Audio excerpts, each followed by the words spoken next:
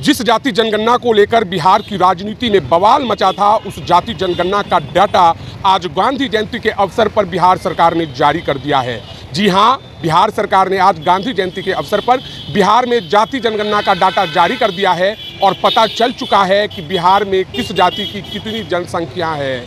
नमस्कार, आप देख रहे हैं dailyBihar.com और मैं हूं रोशन झा। बिहार सरकार अर्थात मुख्यमंत्री नीतीश कुमार उस समय बीजेपी के साथ सरकार चला रहे थे। तेजस्वी यादव उनके पास पहुंचते हैं और जाति जनगणना करवाने की बात करते हैं। बिहार विधानसभा में सर्वसम्मति से जाति जनगणना कराने के लिए प्रस्ताव पारित होता है, लेकिन इसी बीच बिहार में गठबंधन की सरकार टूट जाती है और मुख्यमंत्री नीतीश कुमार आरजेडी के सपोर्ट से एक बार फिर मुख्यमंत्री बनते हैं। लेकिन इस बार बीजेपी जाति जनगणना का अपरोक्ष रूप से विरोध करती है और पटना हाई कोर्ट में याचिका दर्ज होती है। सुप्रीम कोर्ट तक मामला पहुंचता है और सुप्रीम कोर्ट कहता है कि हाई कोर्ट जाइए। बाद में कई महीनों तक सुनवाई होने के बाद अंतरिम फैसला आता है, अंतिम फैसला आता है कि जाति जनगणना सही है और यह गलत नहीं है।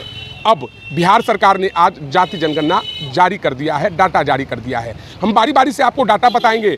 इस डाटा के अनुसार बिहार में सबसे बड़ी आबादी यादवों की है। बिहार में यादवों के बाद जो सबसे बड़ी आबादी है वह ब्राह्मणों की है, लेकिन उसे 3 भागों में बांट दिया गया है। ब्राह्मण को अलग किया गया है, भूमिहार को अलग किया गया है, राजपूत को अलग किया गया है। लेकिन कहते हैं कि यादवों में उपजाति नहीं होती है, इसीलिए यादवों की संख्या 14% है। तो हम आइए आपको बारी बारी से बता रहे कि किस जाति की कितनी जनसंख्या है।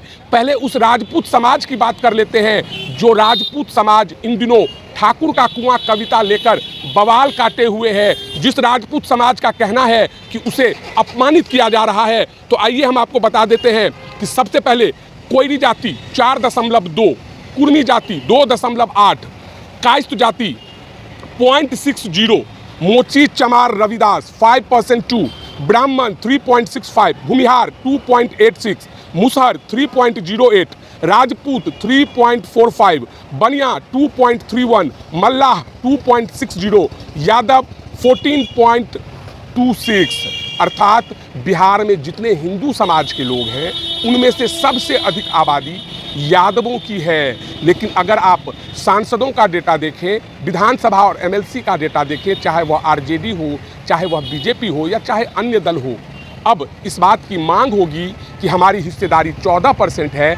कम से कम 14% उम्मीदवारों को जो कि यादव समाज से आते हैं उन्हें टिकट दिया जाए।